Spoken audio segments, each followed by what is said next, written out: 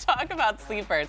Fantasy managers love them some Tony Pollard. Last season helped get some managers some fantasy championships. But who are some sleepers in 2023 that we have our eyes on? Adam Rank, I'll start with you since you have the floor. Oh, thank you so much for having me.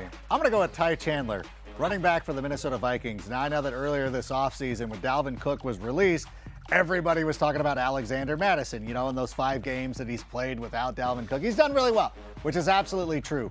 But I thought that Ty Chandler was a very interesting guy to take a look at. He's on one of my dynasty leagues, so this is very personal to me once again.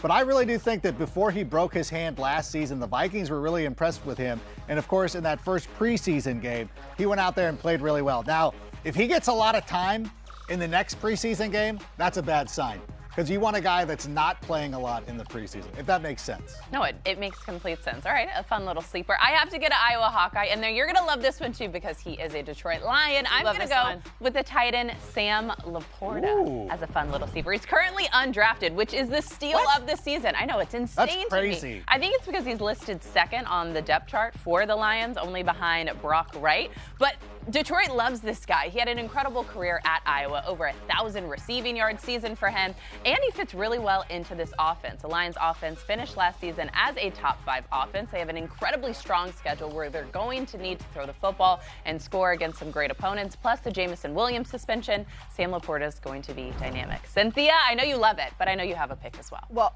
this one, it's like it tugs at your heartstrings and your fantasy strings. This is a John Mechie pick. Obviously, he was a second-round pick last season from Alabama. You know what we know about Alabama, guys. They know how to run precise routes. He's looked great so far in camp. He didn't play a ton in the preseason, 1 target for a reception and 5 yards, which means, just like Rank said, they probably want to use him a ton during the regular season. Plus, how can you not root for this guy just in general? He beat leukemia. He's going to absolutely crush for your fantasy team, too. John Mechie, we can't wait to see you back healthy on the football field, and a fun little sleeper from Cynthia.